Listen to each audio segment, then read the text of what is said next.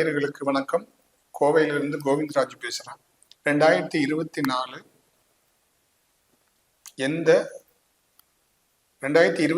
எந்த ராசிக்கு அதிர்ஷ்டக்கல் அப்படிங்கிறதுல இப்ப கன்னி ராசிக்காரங்களுக்கு 2024 கன்னி ராசிக்காரங்களுக்கு எந்த கல் அதிர்ஷ்டக்கல், எந்த கல் அதிர்ஷ்டத்தை கொடுக்கும் கல் அப்படிங்கிறத பத்தி நம்ம இப்ப டாபிக் பேசுறோம். இப்போ கன்னி ராசிக்கும் மரகத பச்சை தான். இந்த கல்லைத்தான் நம்ம எல்லாருமே போட்டிருப்போம்.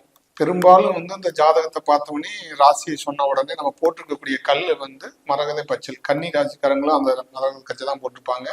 மிதுன ராசிக்காரங்களும் மரகத கச்சை கல்லை தான் போட்டிருப்பாங்க. இப்படி கல்லை பத்தி போட்டிருக்கனால இந்த அதிர்ஷ்டம் கொடுக்கும் அப்படிங்கிற ஒரு டாபிக் நம்ம மேல கொண்டு வந்திருக்கோம். இந்த கல் நமக்கு அதிர்ஷ்டம் கொடுக்குமா, நவரத்தன கல் அதிர்ஷ்டம் கொடுக்குமா, அது மரகத பச்சை கல்னா நமக்கு அதிர்ஷ்டம் கொடுக்குமா அப்படிங்கிறதுதான் இப்ப எல்லாத்துக்கும் கேள்வி. கிரகங்களும் கல்லும் ரெண்டுமே ஒண்ணுதான். கிரகத்துக்கு உண்டான பாதிப்பை ஏற்படுத்துறதும் கிரகங்கள் தான். அந்த பாதிப்பை நிவர்த்தி பண்றதுக்கு தான் அந்த நவரத்ன கல். கிரகங்களுடைய தோஷம் நமக்கு இருக்குதுன்னா அந்த கிரக தோஷம் விலகினா தான் நமக்கு அந்த அதிர்ஷ்டம் வரும். அதுக்காக தான் நவரத்ன கல்ல தேர்வு பண்றது. நமக்கு அந்த தோஷம் இருக்குதுன்னா அந்த தோஷம் உடம்புல இருந்து வெளியில போகாம இருந்துச்சுன்னா அந்த போகாம இருக்கிறதுனால அந்த தோஷத்தினாலேயே நமக்கு யோகம் வேலை செய்யாம இருக்கும். அப்ப கிரகங்கள் யோகத்தை கொடுக்கணும் அப்படின்னு சொன்னா ஏதாவது கிரகங்கள் தடை ஏற்படுத்தி இருக்குதா அப்படின்னு சொல்லி பார்க்கணும்.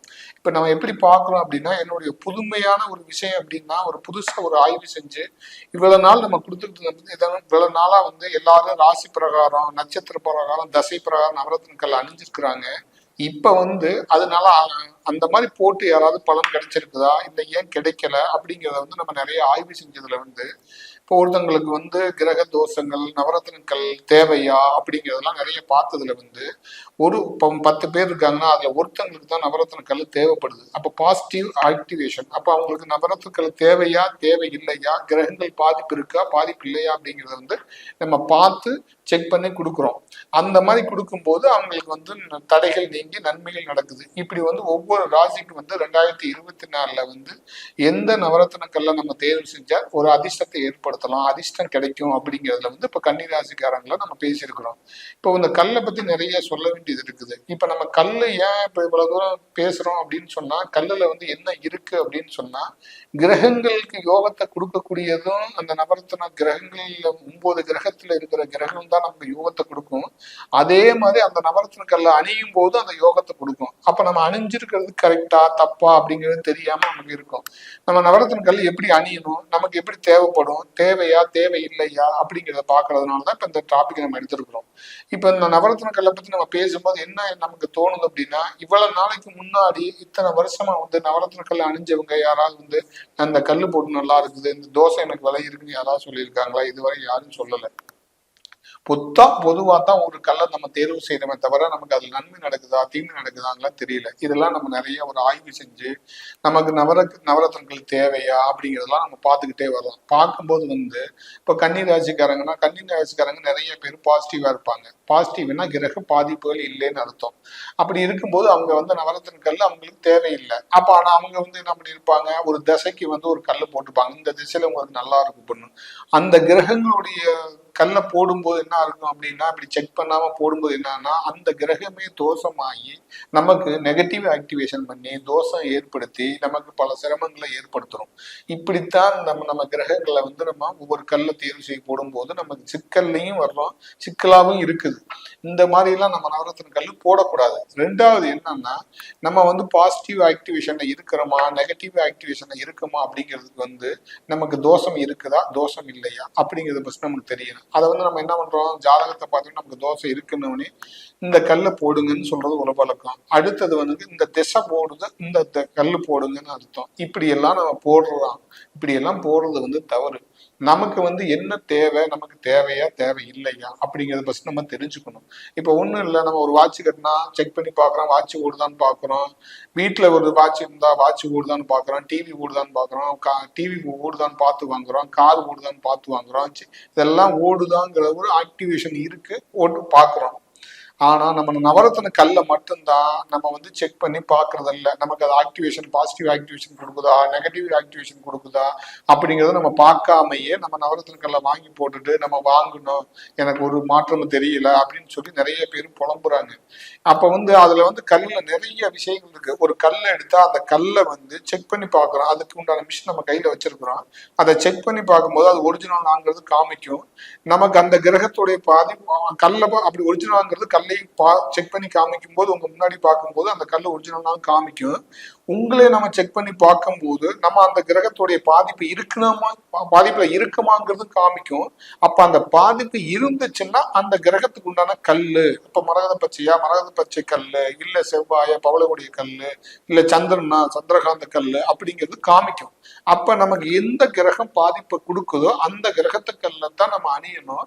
அது வந்து நமக்கு எத்தனை கேரட் தேவைப்படுது, எவ்வளவு பவர் தேவைப்படுது அப்படிங்கிறதெல்லாம் நம்ம செக் பண்ணும்போது இத்தனையும் செக் பண்ணித்தான் நம்ம ஒரு நவரத்தின கல் அணியும் போது அதனால நமக்கு பலன் கிடைக்கும். அப்படி நம்ம தேர்வு செஞ்சு எந்த கோவிலுக்கு போகணும் அப்படிங்கிறது முதற்கொண்டு ஒரு சாட்டை கொடுத்துருவோம். இப்படித்தான் நவரத்தின கல் அணியும் போது நமக்கு யோகங்கள் வருமே தவிர, யோகம் வரும், தோஷம் விலகும், நன்மை நடக்கும். இப்படித்தான் நவரத்தின கல்ல அணியணும். இப்படி கல்லை பத்தி பேசினா நிறைய நம்ம பேசிக்கிட்டே போலாம். ஏன் முன்னாடி வந்து 2024 இந்த கல் அணிஞ்சா நல்லா இருக்கும் அப்படின்னு சொன்னா மக்களுக்கு ஒரு விழிப்புணர்வு வரணுங்கிறதுக்காக இந்த விஷயத்த நம்ம வந்து எடுத்து பேசுவோம். அதனால வந்து நீங்க தெரிஞ்சுக்குங்க. இப்ப ஒவ்வொரு இப்ப கிரகங்கள் வந்து மாறும்போது, இப்ப ஒரு சனி பெயர்ச்சின்னு வருதுங்க. சனி பெயர்ச்சி வந்து 2.5 வருஷத்துக்கு ஒருக்க மாறுது. இப்ப மாறுறது எல்லாத்துக்குமே தெரியும். அதே மாதிரிதான் நம்ம ஒரு கல் கொடுக்கும் போது அந்த இப்ப எப்படி நெகட்டிவான கிரகம் தானே சனி பகவானு. இப்ப இவ்வளவு நாள மிதுன ராசிக்கு நெகட்டிவா இருந்துச்சு, இப்ப வந்து இதே கடக ராசிக்கு நெகட்டிவா இருக்கு. அதே மாதிரிதான் ஒவ்வொரு ஒவ்வொரு கிரகத்துடைய கல்லும் நம்ம உடம்புல இருக்கும் போடும்போது அது நெகட்டிவ் ஆக்டிவேஷன் பண்ணுதா பாசிட்டிவ் ஆக்டிவேஷன் பண்ணுதான்னு பார்க்கணும். அப்ப நெகட்டிவ் ஆக்டிவேஷன் பண்ணுதுன்னா இப்படி கிரகம் மாறுற மாதிரி நம்ம உடம்புல இருந்து நெகட்டிவ் போய் பாசிட்டிவ் கொடுக்கும். இதுதான் இப்படித்தான் நம்ம கல்லை தேர்வு செஞ்சு அணியணும், போடணும். இப்ப இதுக்குதான் நான் ஈஸியா சொன்னேன் இந்த கிரகங்களை பத்தி பேசும்போது. அப்ப கிரக பயிற்சியே வருஷத்துக்கு வருஷம் மாறும்போது நம்ம உடம்புலையும் சரி மனசுலையும் சரி அந்த கிரகங்கள் வந்து ஒவ்வொரு நாளும் மாறிக்கிட்டே இருக்கும். ஆனா தடங்களா இருக்கிற கிரகங்கள் எது, நெகட்டிவ் தடங்கள்ங்கிற கிரகம் தான் நெகட்டிவான கிரகம் எது அப்படிங்கிறத நம்ம கண்டுபிடிச்சு அந்த கிரகத்துக்கு உண்டான நெகட்டிவுக்கு உண்டான கிரகத்தை போட்டு அதை நம்ம பாசிட்டிவ் ஆக்டிவேஷன் பண்ணும்போது, இப்ப எப்படி 2.5 வருஷம் முடிஞ்சு மிதனராசில இருந்து கடகராசிக்கு போற மாதிரி நம்ம உடம்புல இருந்து அந்த நெகட்டிவ் வெளியில போகணும். அப்படி அந்த நெகட்டிவ் வெளியில போகும்போது நம்ம அந்த கிரகத்தினால பாதிப்புல இருந்து வெளியில வந்துருவோம். உடல்ல ஏதாவது நோய் நொடிகள் இருந்தாலும் அதுக்கு உண்டான மெடிசன் சாப்பிடும் போது உடம்புல அந்த மெடிசனுடைய ஆக்டிவேஷன் உடம்புல வந்து பாசிட்டிவ் ஆக்டிவேஷன் ஏற்படுத்தணும். ஏன்னா நெகட்டிவா அந்த கிரகம் இருக்கும் போது அந்த நோயினால நமக்கு இந்த மாத்திரை சாப்பிடறதுனால ஃபுல்லா நம்ம உடம்புல ஃபார்ம் ஆக விடுறது இல்லை. ஏன்னா அந்த கிரக தடைகள் உடம்புல இருக்கும்போது அந்த கிரகத்தோட நெகட்டிவ் ஆக்டிவேஷன் உடம்புல இருக்க நம்ம ட்ரீட்மெண்ட் எடுத்தாலும் சக்சஸ் ஆகிறது இல்லை. அது நிறைய நான் பார்த்துருக்கிறேன். அப்போ அந்த மாதிரி கிரக தடைகளும் உடம்புலயும் இருக்கும். அந்த உடம்புல இருக்கிறது தான் அந்த கிரக தடைகள் வந்து ஜாதக கட்டத்துல வந்து 3ஆம் இடம், 4ஆம் இடம், 5ஆம் இடம், 6ஆம் இடம்னு சொல்றாங்க இல்லைங்களா. அந்த மாதிரி இடத்துல இருக்கும்போது இப்ப 8ஆம் இடம்ங்கிறது வந்து சனிக்கு ஆகாத இடம். அந்த மாதிரி வந்து இந்த கிரகங்கள் வந்து அந்த உடம்புல எதுல எங்க தடங்களா இருக்குதோ அந்த கட்டத்துல அதிகமா தான் இருக்கும்.